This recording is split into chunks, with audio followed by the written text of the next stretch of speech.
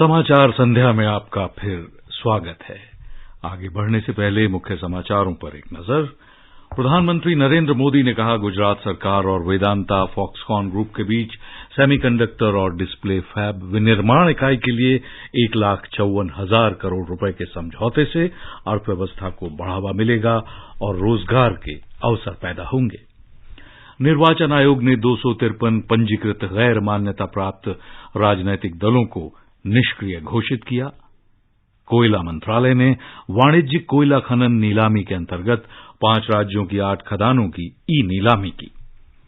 Electronics और सूचना प्रौद्योगिकी मंत्रालय स्टार्टअप हब और मेटा ने देश भर में विस्तारित रियलिटी प्रोग्रामों में अगली पीढ़ी के स्टार्टअप बनाने के लिए एक्सेलरेटर XR स्टार्टअप कार्यक्रम को शुरू किया। पश्चिम बंगाल के कोलकाता और हावड़ा में तृणमूल कांग्रेस सरकार की कथित भ्रष्ट नीतियों के विरुद्ध भारतीय जनता पार्टी के विरोध प्रदर्शन पर पुलिस कार्रवाई के बाद झड़पें हुई और भारत और इंग्लैंड की महिला क्रिकेट टीमों के बीच दूसरा T20 मैच आज रात डर्बी में। पश्चिम बंगाल के कोलकाता और हावड़ा में पुलिस द्वारा भारतीय जनता पार्टी के विरोध प्रदर्शन को रोकने के प्रयासों के बाद कुछ झड़पों की खबर है। ये प्रदर्शन तृणमूल कांग्रेस की कथित भ्रष्ट नीतियों के विरोध में किया जा रहा था। इस टकराव के बाद कोलकाता, हावड़ा मैदान और संतरागाछी इलाकों में कई घंटों तक स्थिति तनावपूर्ण रही। विरोध प्रदर्शन से पहले विपक्ष के नेता शुभेंदु अधिकारी, सांसद लॉकेट चट्टोपाध्याय और भाजपा नेता राहुल सिन्हा को हिरासत में लिया गया था। विरोध प्रदर्शन की शुरुआत संतरागाछी, हावड़ा मैदान और कॉलेज स्क्वायर से हुई और प्रदर्शनकारी राज्य सचिवालय की ओर बढ़ रहे थे। पुलिस ने उन पर पानी की बौछार और आंसू गैस का प्रयोग किया। भाजपा पार्षद मीना देवी पुरोहित सहित कई कार्यकर्ता लाठीचार्ज में गंभीर रूप से घायल हुए, जबकि भाजपा के राज्य अध्यक्ष सुकांत मजूमदार, सांसद ज्योतिर्मय सिंह महतो और विधायक अग्निमित्र पाल को धरने के दौरान पुलिस ने गिरफ्तार कर लिया। केंद्र शासित प्रदेश दमन और दीव में जनता दल यूनाइटेड के 15 पंचायत सदस्यों के भारतीय जनता पार्टी में शामिल होने से बिहार के मुख्यमंत्री नीतीश कुमार को बड़ा झटका लगा है। भाजपा ने कहा है कि श्री कुमार के एनडीए छोड़ने के फैसले पर विरोध जताते हुए 17 में से 15 जेडीयू जिला पंचायत सदस्य पार्टी की समूची राज्य इकाई सहित भाजपा में शामिल हो गए हैं। इससे पहले मणिपुर और अरुणाचल प्रदेश में भी जेडीयू के कुछ नेता भाजपा में शामिल हो चुके हैं। भारतीय जनता पार्टी के अध्यक्ष जेपी नड्डा बृहस्पतिवार को नागालैंड के दौरे पर जाएंगे। श्री नड्डा का राज्य का ये पहला दौरा होगा। वो वोखा में ओल्ड रिफियम तुई मंडल में एक जनसभा को संबोधित करेंगे।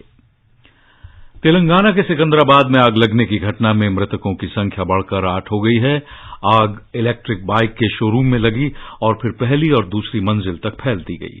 पुलिस ने बताया कि आग लगने से इलेक्ट्रिक बाइक के शोरूम के ऊपर बने रूबी होटल में धुआं भर गया और दम घुटने से लोग मारे गए। घटना के समय होटल में 24 लोग थे।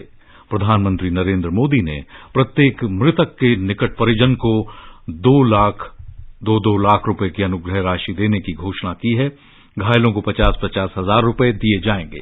ये राशि प्रधानमंत्री राष्ट्रीय राहत कोष से दी जाएगी। भारत G20 सम्मेलन की अध्यक्षता के दौरान बांग्लादेश को अतिथि देश के रूप में आमंत्रित करेगा।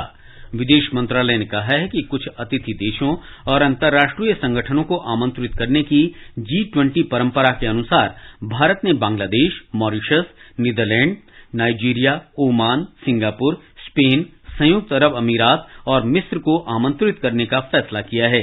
दिसंबर से शुरू होने वाले G20 सम्मेलन के दौरान देश भर में 200 से अधिक बैठकें होने की उम्मीद है। G20 देशों के राष्ट्राध्यक्षों और शासनाध्यक्षों का सम्मेलन अगले वर्ष 9 और 10 सितंबर को नई दिल्ली में आयोजित होने वाला है। G20 या ग्रुप ऑफ 20 दुनिया की प्रमुख विकसित और विकासशील अर्थव्यवस्थाओं का एक अंतर सरकारी मंच है। इसमें अर्जेंटीना, ऑस्ट्रेलिया, ब्राजील, कनाडा, चीन, France, Germany, Bharat, Indonesia, Italy और जापान सहित 19 देश शामिल हैं। आकाशवाणी का समाचार सेवा प्रभाग आज रात स्पॉटलाइट कार्यक्रम में भारत के G20 शेरपा और नीति आयोग के पूर्व मुख्य कार्य अधिकारी अमिताभ कांत के साथ भारत की G20 अध्यक्षता विषय पर एक विशेष भेंटवार्ता प्रस्तुत करेगा। श्री अमिताभ कांत